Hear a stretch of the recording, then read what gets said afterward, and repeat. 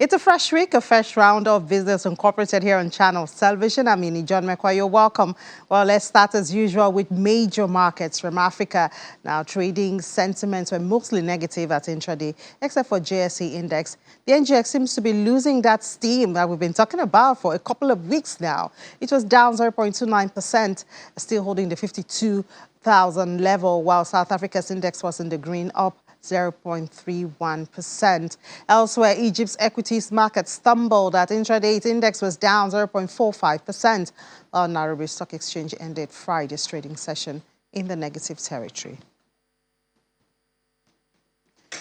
To the Middle East now, where major equities were also trading with mostly negative sentiment as intraday. The Abu Dhabi and Dubai's indexes were down by 0.68% and almost 2% each. Still within that region, Saudi Arabia traded slightly higher by 0.06%, while Qatari index fell by 0.31% at intraday. In Europe now, rising prices are greater concern for Germans than the war that's going on in Ukraine or even the pandemic. And that's according to a survey by a consulting firm.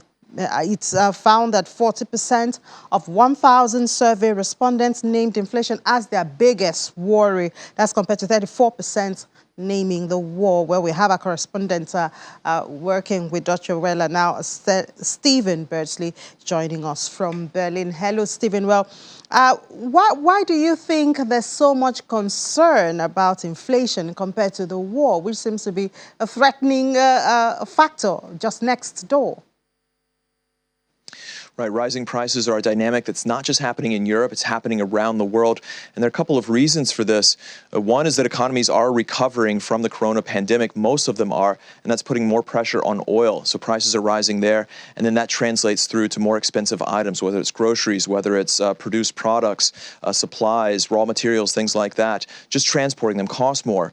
And then add to that the pressure from the war in Ukraine that's preventing shipments of certain commodities from coming out into the world. And it's also putting more pressure on other commodities to be shipped around the world. They can't be shipped through Russia, for example, between Europe and China. It's gotten a lot more difficult and more expensive. So these factors added together have really put pressure on prices. We've seen some new figures today from Germany showing that wholesale prices in April compared to a year previous, they're up 25%. Now that's on average. That varies from I believe 10% for meat products, 30% rise in milk and dairy prices, and then metal products as much as 55% higher this April than they were in the April a year before. So all of this is coming down to consumers. They're feeling it, and they're making it very clear that they're not comfortable with it. And let's look at it from the government's point of view in Europe. What does it mean for them? Well, simply it means the governments have to react. They have to do something. They have to put it in their policy to show that they are doing something. And we're seeing different manners and different measures of doing that. Here in Germany, there's a rebate for gasoline. That means that consumers will only pay a certain amount per liter, and then above that, the government will pay the rest. We've seen that other governments are giving tax breaks. For example, they're taking away gasoline taxes. Other examples may be for lower income individuals trying to provide some sort of credit, trying to lower taxes, and that way take away or provide some relief rather for the purchase of regular commodities, regular groceries. So these measures will need to be taken if you're going to show that you're doing something. And that's important because we've seen recently populist candidates have really turned inflation into an issue. We saw that in the French elections with the populist candidate there, Marine Le Pen. She really saw a surge because she focused on this issue. And we know finally that if European governments want to focus on Russia, for example, and further sanctions, sanctions that may make prices rise further, for example, on gas and oil, they're going to have the support of their people. So they're going to have measures in place. And I wonder how the markets are reacting to all of this. We've seen that European markets already started with a loss. That's in Frankfurt, Paris, and London. There's a lot of factors playing in here. There's more talk of a recession, frankly, and inflation is part of that issue. We're seeing central banks lift up interest rates very fast to try and catch up with inflation that, frankly, seems out of control. And so as that happens, that's going to stymie economic growth.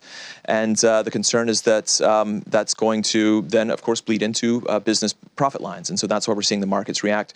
We're also seeing new economic indicators out of China showing just how bad things have been there because of the lockdowns. That's because of the pandemic. Although there is a bit of optimism that we're seeing because China is signaling that it's ready to end or begin discussing an end to the lockdowns in Shanghai. That's the world's largest port, and what happens there has a ripple effect across the global economy. So you might see a little bit of optimism. We saw some coming out of Asian markets today because of that, but otherwise European markets starting out with a loss. All right, Stephen, thank you so much for that update. We'll do it again tomorrow. Let's move over to the UK now, and doesn't seem like it's a different scenario. Juliana, good afternoon. Well, UK diesel prices have hit record highs, pushing up, of course, the cost faced by firms, motorists, and everyone at the end of the day. Is this all about the war? Good afternoon, Innie. Well, mostly I would say it's about the war because there are so many sanctions that the British government have put onto Russia, and it does involve weaning off the dependence on Russian diesel. And because of that, prices are higher because the supply is starting to get constrained. So you have that. And then, of course, you also have our own domestic issues of climate activists. I think over the weekend, Greenpeace, which is a pretty notable activist organisation, they were able to stop the delivery of 30,000 tonnes of diesel. And this is all having a huge impact. As you said, diesel now coming in at over £1.80 per litre, which is a lot of money. If you want to fill up your tank, it's going to cost you about £100, which is above 50,000 naira. And it is just getting out of hand. The RAC and the AA, which are motoring groups, they are urging, of course, as always, the Chancellor to do much more. During the budget a couple of months ago, the Chancellor did cut 5p off from fuel duty, but 5 pence really isn't enough when you're talking about £1.80. And if you talk about petrol, which is, I presume, what most people use to drive their cars, it's about £1.66 per litre. So it really is starting to get out of control. I think a lot of petrol station owners are starting to see that the number of customers that are filling up their tank is becoming less and less because people are now starting to rethink taking that extra long journey via a bus or a train just because it is getting difficult. So if the EU do go ahead and decide to ban oil imports from Russia, then prices could spiral even further. Yeah, and I guess that's why we have this conversation about should it be charging motorists a levy based on miles they drive or taxi fuel, and all in a way to see if they can bring a buffer, to this high cost of living.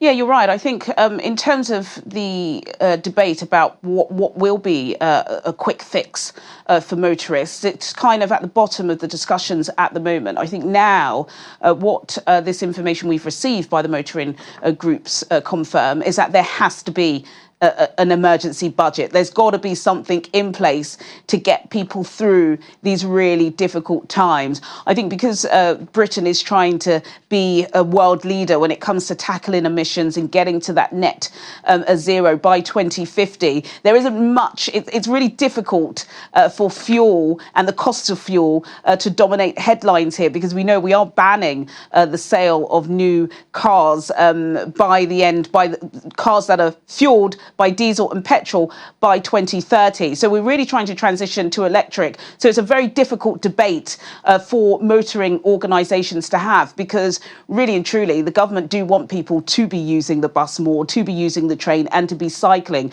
But an emergency budget is desperately needed at this time because, again, the cost of living is a huge issue. We are expecting on Wednesday to have inflation figures currently at 7%. It could be as high as 10%. I mean, if it's 10% in April, only the Lord knows where we'll be by the end of the year. But it is a really difficult discussion to have. We know that diesel is the backbone of the UK economy because all the trucks that you see taking goods from here to there is fueled by diesel. So it's a really serious situation. And we're just waiting for the Chancellor's response on how we can get a grip on this. Very, very serious, Juliana. Even back here in Nigeria, the price of diesel is also something that has been on the top of discussion for manufacturers and different haulage logistics companies. Well, let's see how the markets are reacting to all of this development. Well, yeah, in early trading, the FTSE actually opened in positive territory, but I think investors started to get a bit anxious because we had that pretty awful data from China suggesting that their economy is actually shrinking. Of course, they've had a prolonged lockdown, really difficult to get some insights into exactly what is happening in the communist society, but it's certainly not set investors on the right path on Monday. The all share is down 0.01%. The FTSE 100, that's up by 0.02%, and the FTSE 250 down by 0.11%. In the currencies market, the British pound is currently trading up against the US dollar by 0.06%, though down on the euro by 0.22% and down on the Japanese yen by 0.04% at intraday, Inni. Thank you so much, Juliana, and I enjoy the rest of your day. Thank you, you too. Let's move to Asia now, and about that disappointing economic numbers from China. Shares in Asia-Pacific are closed mixed today after China reported disappointing economic numbers as a result of COVID-19 restrictions. Mainland Chinese stocks were low, with Shanghai Composite down 0.34% at 3,073.75, and the Shenzhen Component fell 0.6% to 11,093.37. Elsewhere in Asia, Japan's Nikkei 225 gained on the flip side there, 0.45% to close at 26,547.05. While Topics was last below the flight line at 1,863.26. The Kospi in South Korea fell 0.29% to 2,596.58, and the Kasta closed 0.37% higher at 856.25. In Australia, the S&P AX 200 climbed 0.25% to close at over 7,000. MCSI's Broadex Index of Asia-Pacific shares outside Japan was up 0.17%. Let's go to the United States now, where stock futures fell in early trading as traders tried to find their footing after a dramatic week of trading. Futures cited the Dow Jones Industrial Average dropped 418 points, while the S&P 500 futures fell 2.12%, while those for Nasdaq lost 2.74%. Monday's loss came after a comeback attempt on Friday, where the Dow rose 466.36 points, while the S&P 500 climbed 3.39%.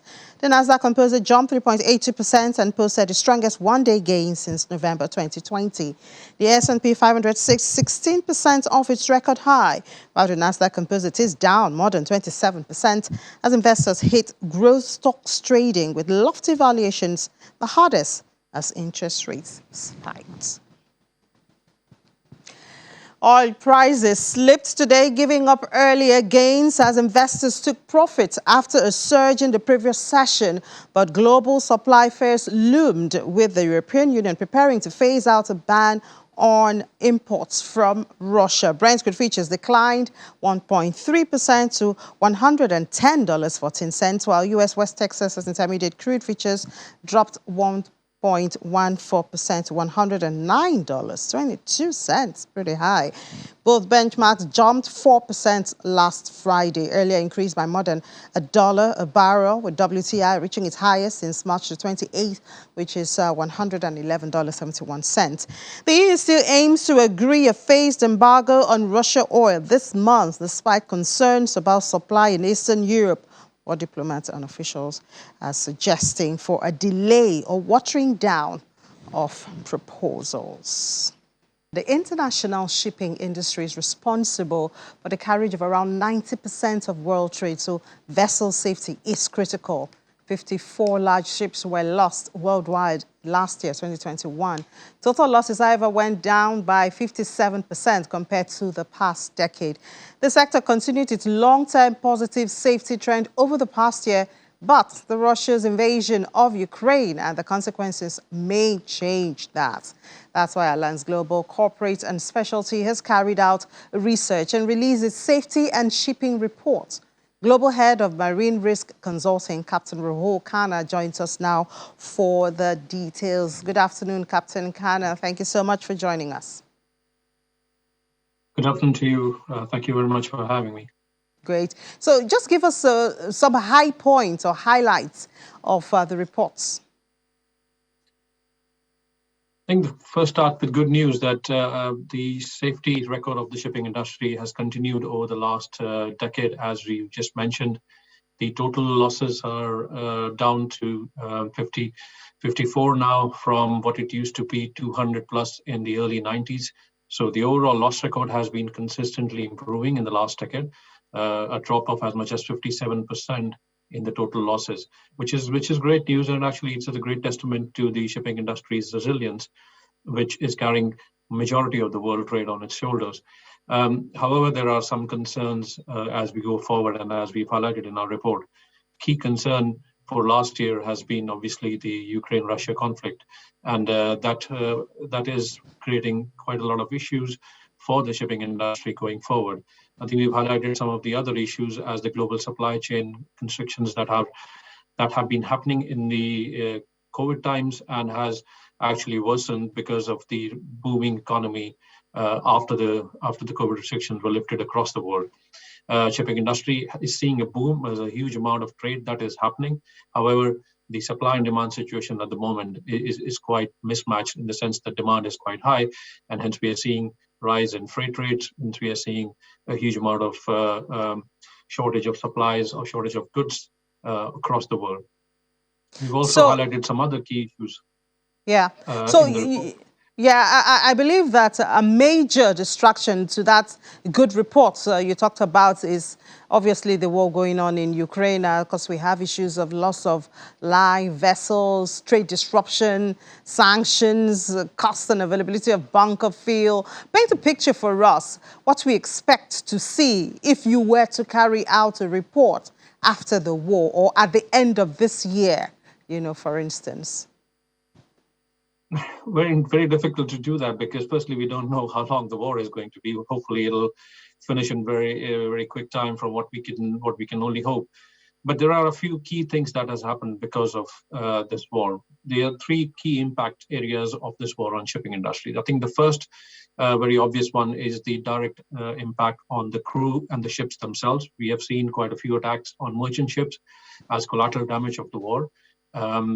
We have seen many casualties, a loss of life of crew members on board ships. And that, I think, particularly was a very key issue on the already struggling human resource issue within the shipping industry.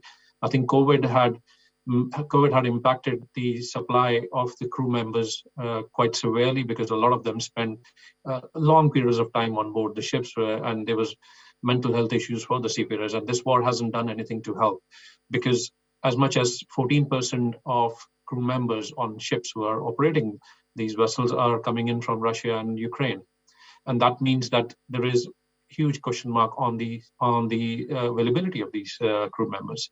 So that is one issue, and how that is going to pan out over the years is going to be something interesting to see. But we can already see that there is going to be a big shortage of crew members in the next 5 years or so, and this conflict is only going to increase that. I think the other big issue is the global supply chain disruption that we are seeing.